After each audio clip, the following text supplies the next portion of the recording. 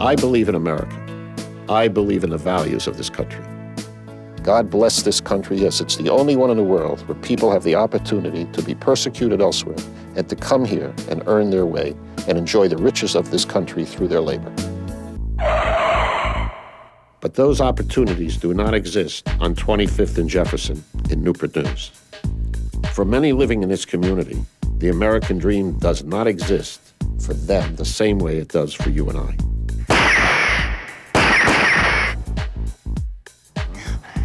One day, this will all be in the past. Today, this might be my reality, but I still have a dream. One day, I'm going to graduate from high school, I'm going to go to college, and I'm going to be on roller coasters. We are all living an achievable dream.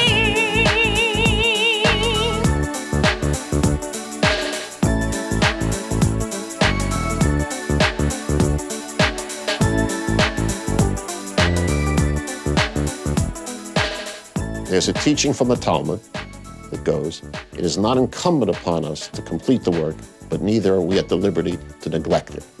And I believe that.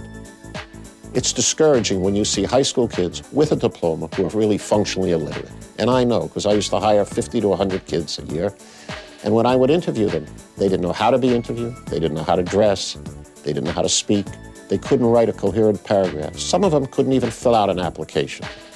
I felt it was my responsibility to put together a coalition of corporate community leaders, educators, city officials, the United States military, to create a school where the emphasis would be on character development and building law-abiding, productive citizens. An achievable dream loves me! An achievable dream loves me! Believe in yourself! Believe in yourself! I will say no to drugs! I will say no to drugs! Good morning. Good morning, how you doing? What's going on? Well, each morning when we get down here, we meet and greet every student that comes through the door. You know, we shake their hand, say good morning, and look them in the eye. You know, we're showing them that discipline and, you know, that positive force that's good for the morning start of the day. When I saw that there was a need that the military community could fulfill, the decision was very easy for me to go down this road with Achievable Dream. When you walk into this building, you don't see the circumstances that students bring with them. It's not like they walk around with a poverty sign on their chest. You see students are here who are focused about learning and being successful in life, and that's what we're trying to establish. There's a sense of pride with the students here from kindergarten all the way to 8th grade. Students here know that they're gonna make it. And once you know you're gonna make it, there's a change in the way you carry yourself, the way you walk, the way you engage with other people. It's kind of like when the winning team takes the field, everybody knows they're gonna win by the way they carry themselves. At an Achievable Dream Academy, we have a desire to educate our students holistically, not just providing math, science, social studies, and English, but we have something called the SAME pathway, and that stands for a social, academic, and a moral education. In the beginning, it was a summertime program only, and the hook was to get kids involved by having tennis. We bring them in the mornings, they'd play a little bit of tennis, and then they'd go off to classes and get tutoring in the afternoon. But I'll never forget the first day we had the get-together, and the kids got there, and none of them had breakfast. So we couldn't figure out what to do, so we ran down the street and got a few things at the 7-Eleven and so forth. So Walter got on the phone, we called around local businessmen. The next day we had bananas and apples and oranges. What amazed me is some of the kids had never had a piece of fresh fruit before. One kid started to eat the banana, didn't even peel it. At our school, we invite those students that are on free or reduced lunch. 97% of the kids in this building, in fact, are on free or reduced lunch. 82% of them are from single-parent homes, and we have about 97% of our kids are minority children. So primarily, this is a place where we have low-income, poor black children, and a place where very few people are willing to come not only to just visit, but also to come and actually work and teach. Blue Ridge Mountains, is that a region? Yes. Put it up there. Well, every year I say to my class, you know, we all have a job to do. Mine is to teach and yours is to learn. And we have certain things that we have to learn and you will do it. And, you know, I always say there's no lock on the inside of the door. If you need to leave or don't feel you can do it, you can leave. Well, in my 10 years, I've never had anybody leave. Every morning when the children line up in the hallway, I watch them. And what they have to do is they come forward and they greet me, and I'm looking them in their eyes, but I'm also looking at them to figure out what's going on with them. Sometimes their mannerisms are really sluggish, or they'll give me a handshake that's not firm. But it's my goal to let them know that I love them and that no matter what they're going through, even if the concern is that someone stepped on the back of their shoe, that I love them enough and that I'm paying attention enough that I want to know what's going on with them. And a lot of them don't get that at home. Their day is very structured, it's very predictable, it's very consistent. And what this does is allow them to be receptive to the instruction that is being delivered.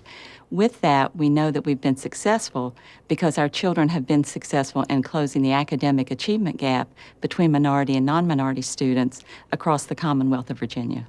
We're trying to teach students here how to border cross. When they're with their friends or at home, it's okay to speak one way, but when they're here at the school or in a restaurant, we expect them to speak another way. Speaking green is what we call it.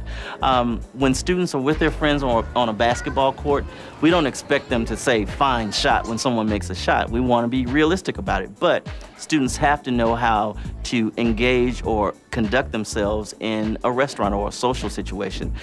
We call it the hidden curriculum. These are the hidden rules. Many upper middle class families teach these things to their students or their children, and what we've done is we've started to teach our students those same rules. I want everyone to say day. Day. Dim. Dim. Dees. Dees. Now, watch what happens when you pronounce the words correctly in speaking green. Say they. They. Them. Them. If you say they, your tongue stays pretty much in your mouth. But if you say they, it comes forward between your teeth. People don't really give you the respect that you deserve until you know how to play the game. And that's what's good about what they teach at the Achievable Dream, because you can't play the game by your own rules. You've got to play by society's rules. They tell you and teach you how to fit, how to gain advantage, how to get staying power and commitment. If you believe that you can win, you can convince others to back you. Together, you can absolutely come out on top. And once you win, you never want to lose. This whole program was founded because of tennis and Walter Siegelhoff's belief that tennis was a lifelong sport and that these kids would not normally be playing the sport of tennis. They'd be playing basketball or football or other sports. The individual part of tennis really focuses on honesty and integrity and etiquette. And etiquette is one of the character education traits and a big piece of our program as well. Being polite, being ladylike or gentlemanlike is very critical. Set it down and ladies, boys, very good. Hands on your laps, paying attention. Sit up nice and tall in your seats.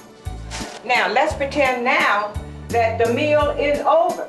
Under ordinary circumstances, the children we service would never see this until it's too late and when they're in front of a group of people and they're embarrassed. And if they take it home, as I hope they do, practice on your little sisters and brothers, it'll become a part of them and become very important in their everyday life to look like you're somebody going someplace.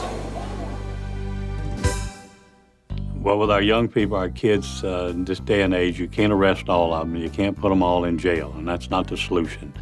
And this is why the deputies are there, is to try to show that the young people that they can talk to us, and we're not going to arrest them every time. And we're their friends also. And when they're riding down, they'll see a kid on the side of the street, and they'll come running out and hollering at them, and they'll wave, and the deputy will stop, and they'll come up and just have a conversation. Just, hi, how are you? And the deputies, they know them also, so the deputy knows a little bit about their personal life. Like tummy hurt? Okay. Let's just take your temperature and see what's going on with you, all right? The clinic at the school is staffed full-time with a nurse practitioner and a well care advisor and a receptionist as well. The services it provides are clinical services there in the school, which are available to the students during the school day.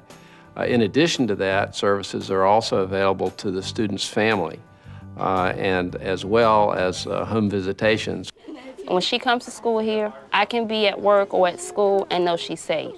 I don't worry about anything because they make the best judgment call for her, the best choices, and I never question them about anything. She's in the 6th grade and she's in advanced classes, and she enjoys coming to school. She's definitely going to college, and she wants to be a school teacher or either a doctor. She wants to be a school teacher because she was highly impressed with all her teachers, and she's just been that way since 2nd grade. They're willing to do anything they can to help her to achieve, and she likes that because she knows if she can't get it from me, she knows she can come to school and she can get it. Everybody that graduates here gets a full ride to college. Who would ever have thought that you could have an opportunity like that? And that's what they do here. This model of bringing soldiers into the schoolhouses is not just a military model. It could be applied with any local organization like a fire department or a police department. In order to replicate a program like this, you need people who believe in our children, who believe that they can do, that every child can achieve. And we need teachers, and we need educators, and we need community members and business leaders and parents to work together as one unit and one team. It takes a champion and a visionary and a group of people that have that kind of strength and determination and contact to make it happen. You can't stop a dream once you've collectively decided to realize it. And what we have here is a group of people who've realized the American dream are helping those who might not. It's about Americans helping Americans. And just think, if you could take an entire group of people and change a whole generation, that's what this program is about. And that's what makes this country great and this program great. Americans helping Americans. It works because we've taken an idea and we've executed it brilliantly. The Achievable Dream students have an 8.5-hour day. They have a 210-day year. They have lots of discipline. They've got mandatory uniforms. We've got a devoted staff, caring teachers. We've got community buy-in. We've got political buy-in, all the way up to Washington. It's that simple. It's the right idea. People care. There's no magic to it, no magic at all. I'm Tim Spurl. I'm a senior at Virginia Tech and a graduate of the Achievable Dream program. I'm the first of my family to go to college. And someday I want to design and build roller coasters.